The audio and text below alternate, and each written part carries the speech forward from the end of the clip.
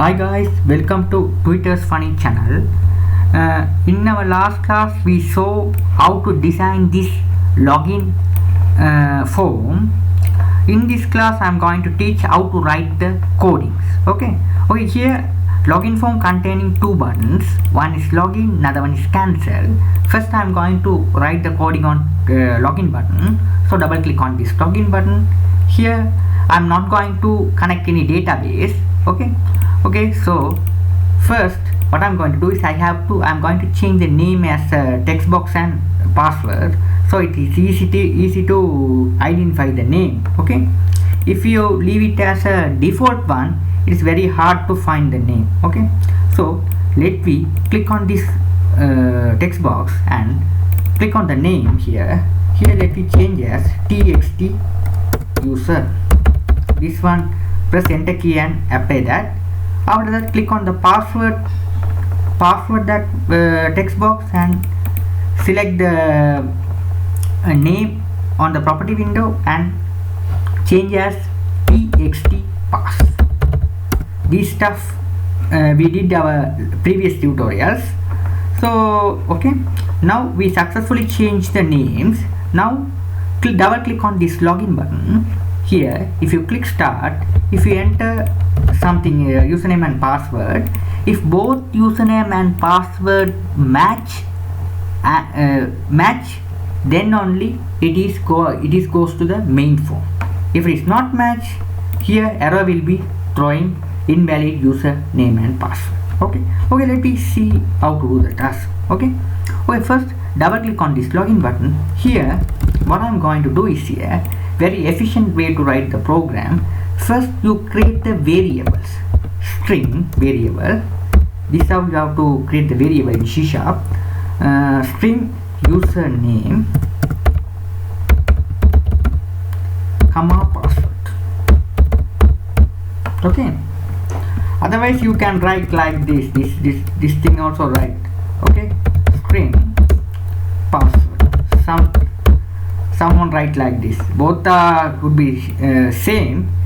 Instead of writing, if you write one line, because both are string type. Okay, both data will be belongs to string type, so that you just put the keyword and data type, and you can write the variables like this. Okay, these are called as variables, these are called as data type. Okay, now what I'm going to do is here create two variables and equal into these text boxes. Okay, so username equal into this text box, which name is text user. So txt user dot text. Another one is a password. Here you don't need to type full, you just press P A second letter. If it not pop up SS, here it's automatically pop up. Okay, this is the efficient way to write the programming in C#. Okay, text box also same, txt. Okay, first two letter you can type. Okay, another letter it's automatically pop up this property window. Here the txt pass, you click on this and text. That's it. Now what I did is so far, when the person come and enter the username and password, this username and password assigned to the variable which is username, because this is the txt, this text box name is txt user, this text called as txt pass. This is pass into username variable. This whatever type the user in here, it is passed into password variable.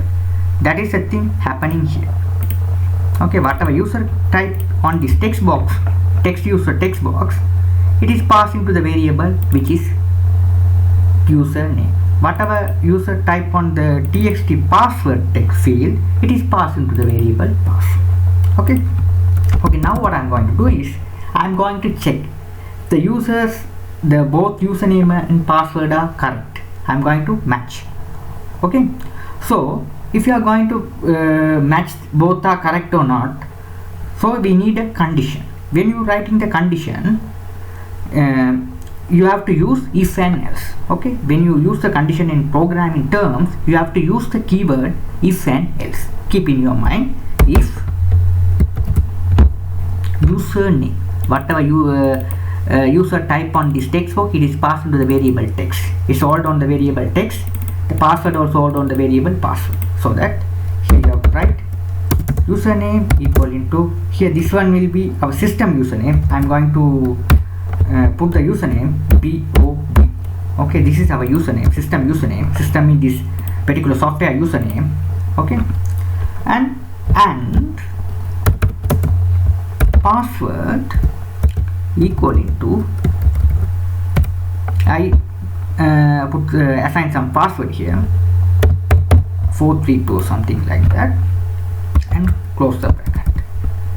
And here open curly brace and close curly brace. This is the if part. Here else part also open curly brace and close brace. Okay, what this mean is, if the condition is true, working if part. If the condition is false, working come to and work else part. Okay, if this both username and password are correct, works if part will be executed. If both username and password are not correct, else part will be executed. That is the way. Okay, here what I'm going to do is, here back to a form and toolbox. Here I'm going to get one tool which is a label here, drag on my workspace here. Here I'm going to change the font style as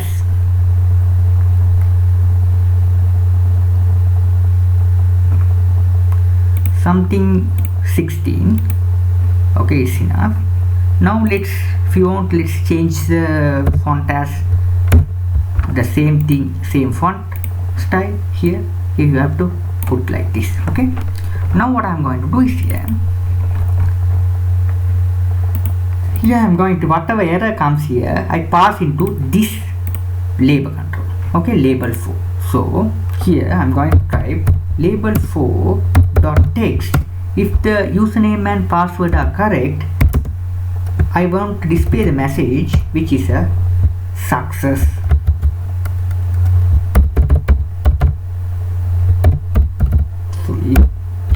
It was login successfully. At the statement, end of the statement, you have to put colon mark to end the statement. Okay, here you no need to put the colon mark because it is not a complete statement. This is called as complete statement. This is called as complete statement. Okay, this is not a complete statement because it is a condition. If it is true, it will work. Okay, if it is false, it will work. Okay, this means of conditions. Condition, you never put colon mark at the end of the statement. Keep in your mind when you are writing the program. Okay, now the username and password does not match. Go to the else part and show the error which is a invalid user. Whatever you write, I just write invalid user name and password. That's it. And then you have to put the colon mark. Okay, I successfully wrote this coding. Okay, your username is this, password is this. If both when the user type this username in this text box, this password in this text box, both are passed here, this will be match. Okay, if this is matched to this is to match this. If both are matched, the message will be displayed login successfully. Otherwise, go to the else part and display the error message which is a invalid username and password. Okay, I hope you understood so far. If you don't understood this so far, you can ask any question from me. Okay, now let's execute the program and see how it works. Here the user type something else here and click login button. Here invalid user name and password. Okay, now the user type correct username click. Sorry, this is not a correct username. Again, it shows the message invalid username and password. The user type the correct username, login successfully. Okay, I hope you understand so far. Okay, let's be back to our coding part. Let's back to our coding part.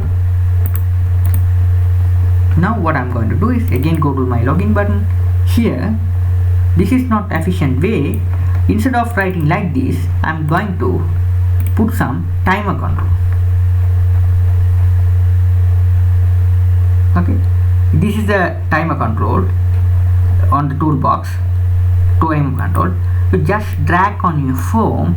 It comes underneath your form like this. Here, this is the icon. You just click on this, and if you click this icon, you can access that icon's property, timer control property. You can access on your right side. These are the property based on timer control. Here, what I'm going to do is here, the defaultly the property window show timer control enable false. You have to select as true. Okay, select as true. Here, interval mean here this is how many minutes the message will be stay on the phone. How many minutes the message will be stored on the phone. Okay, 100 minutes is never, 1000 will see. Okay, now what I'm going to do is here, double click on this timer control. Here I am going to write this label control as a blank here. Now equal. Now when the user types something else, here the timer control will be recognized and work here like this. Here if you type some wrong username and password, here you can see it comes and itself it gone. Okay, it's gone quickly. Here it comes, it's gone quickly. It shows some error. This is the error. It's gone.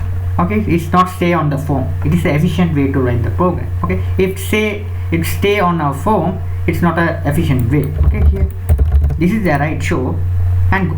Okay, if the message stay, if you want that message stay more times, little more time, so you can increase the interval. This is the interval rate. If you select as 5 and 5000 and click start, you can see like this. Here if you write the username wrong username and password, click login. Here it stay sometime, it stay. Okay, it stay a while. Here it's gone. Stay a while, it's gone. Okay, now you can read the message. The earlier one we can't read the message because it's come and go quickly. Now we will able to read the message. Okay, now what I'm going to do is here, if you write the right username v123, click login. Sorry, this is not the right one. Login successful. You will able to see the message. Okay, I hope you understood so far. First you have to drag the timer control on your form. After that you have to enable the timer control property as a true. After that double click on the timer control and you have to write the label. This is the error you are going to throw on the timer control, so that you have to write like this: timer control label 4. The error will be showing here now. The label 4 dot text equal to blank like this. Okay, now what I'm going to do is here, if the user try more than 3 times, here message will become display, the system will be block. Okay, if the user try more than 3 times. Okay, here if you try more than 3 times, here 1 time, 2 time, here 3 time also, what happen is the message will be display invalid user. Sorry, the system has been blocked. Okay, some security purpose we have to write something like that. Okay, each and every software you have to write like this. Okay, the user attempt to try more than 3 times, the system has been locked like this. Okay, this is the very secure way to writing the program. So that here what I'm going to do is, after the initialization component, at the beginning I'm going to write the variable which name is count here at the top. After that, here count equal count plus 1. Okay, the user click each and every click, it will be counting. Okay, count plus 1. After that, if count button count, which means this will be button count more than 3 times. Here, if the user attempt to log in more than 3 times, here I'm going to display the message box. I put one message box dot show the error here. System has been blocked. System has been blocked. This is the message I'm going to throw. Blocked. Here you see, if the user type more than 3 times, it first time, this one will be the second time, this one will be the third time. If you attempt the user type more than 3 times, you already attempt 3 times only, it's more than 3 times, here system has been blocked. If you click OK, never respond. Here system has been blocked, and here I'm going to write the coding. System complete, entire system will be exit. So application dot exit.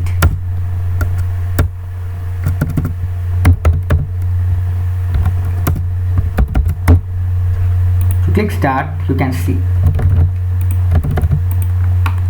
Again I'm going to write. Second time, it's the third time. This is my 4th time I'm going to try. The user attempt to type the username and password 4th time. You click login. System has been blocked, and when you click OK, and the system will be exit. Okay. This is the simple program I wrote here. If count, when the user enter the username and password on the text box and click the login button, each and every count, the program will be considered. The first click will be 1. Another thing, click will be 2. Another click will be 3. If the user attempt more than 3 times, it shows the error and system has been blocked. Throw the message system has been blocked and exit the entire system. This is the very efficient and secure way to write the program. I hope you understood my tutorial well. If you have any doubt, ask me anytime. Thank you for watching. If you like my channel, please subscribe me. Again, thank you for watching.